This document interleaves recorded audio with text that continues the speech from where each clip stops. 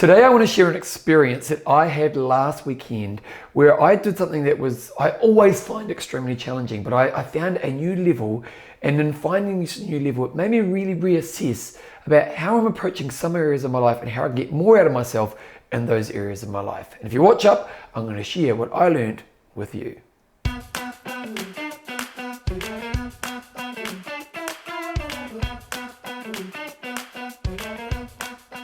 So I do a lot of exercise. My life is filled with exercise. I teach a lot of exercise. I teach other people exercise. I like to run. I like to do my own training in the week.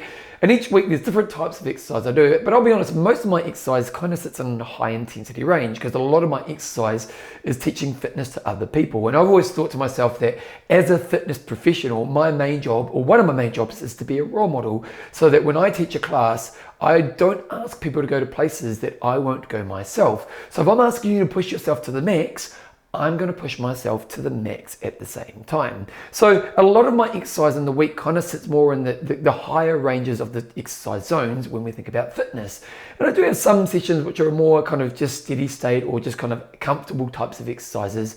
But there is one session I do for myself each week, which is my mental struggle. It's my big struggle in my week. And it's a really simple session.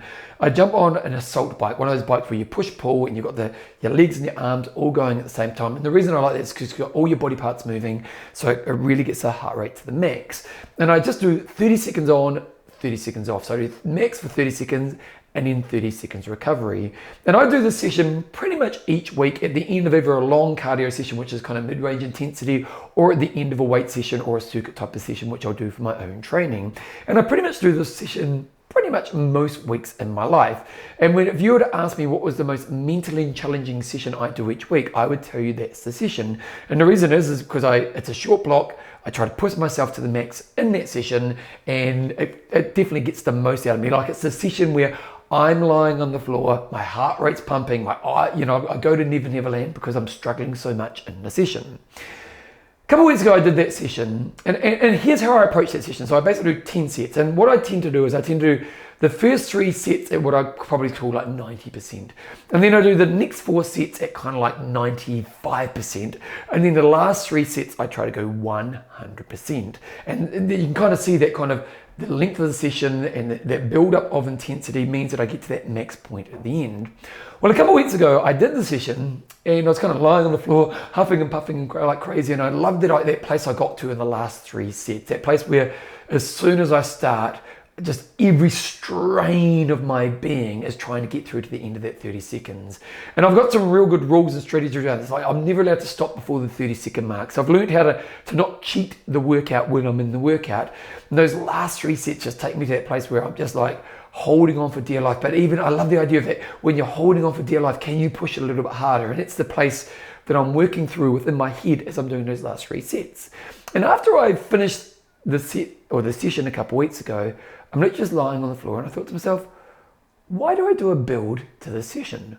Like, why do I build up to the session? So for example, why do I do the first 3 sets at 90%, the next 3 at 95, and the last 3 at 100? Now, in some ways you could kind of see why I do it, because it's a kind of a mental journey to the peak moment, and then those last 3 peak moments are going to really get me to that last little top bit of myself.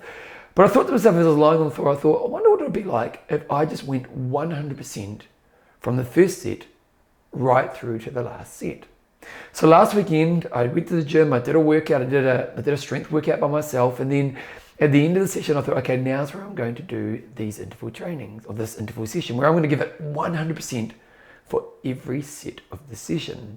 Now, one thing that you need to know as I talk about this is I've learned how to develop myself and how to prepare mentally for that session. I know the game, so I know what I need to think the moment I wake up in the morning. I know how to get myself in the mindset that's going to help me be successful in that session. I know what kind of music I need to put on to motivate myself. I know the thoughts I need to have to work through these sessions. So it's a session I've done for so long, I'm quite good at it. But this was a little bit different because suddenly in this session, I was going to hit 100% from set number 1.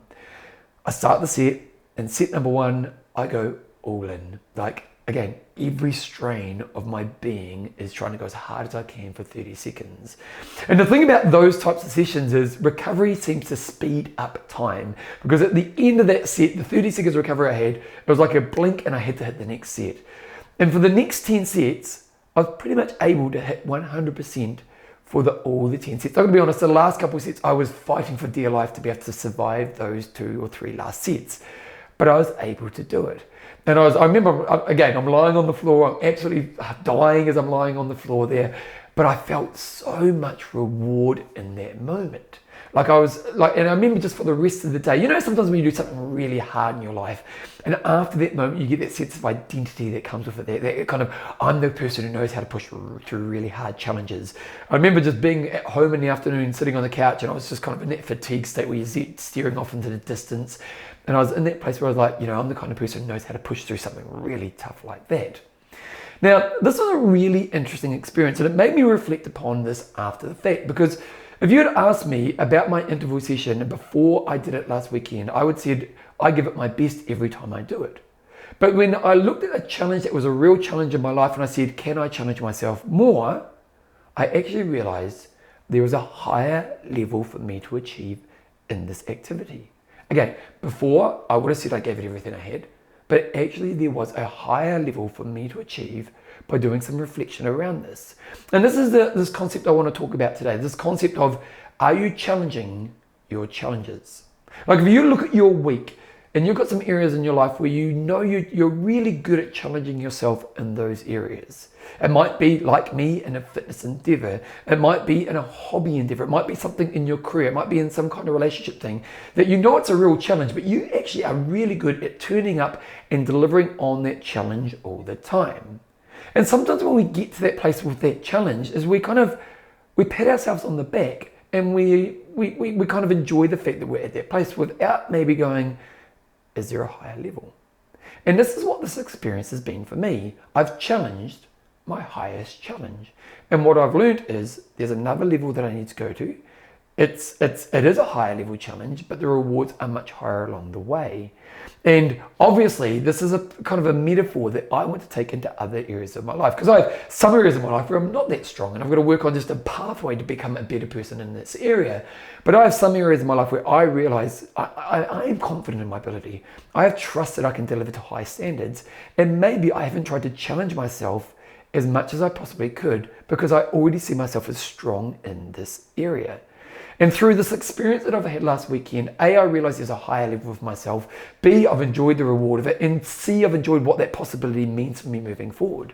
But if I can ask that question of myself in many other areas of my life, where will that take me? And as you reflect upon yourself in your life, if you were to think about what areas of your life are you currently doing really well at presenting yourself when you have to step up to the challenge? And have you got to the point where you're almost happy with that level without reflecting upon, is there a challenge within this challenge? And if you are identifying that, what are the things that you need to do to go to the next level? Like for example, this weekend when I do my interval session, what do you think I'm going to do? Am I going to do a build set, or am I going to try to set a new standard and maybe use some numbers to get to a higher level? So when we reflect upon these things, what are your areas? What do you need to do? And how do you actually make sure you step up to your new challenge? Because I guarantee that if you do, well, you're just going to discover things about yourself that maybe you didn't even know in an area that you're already strong in.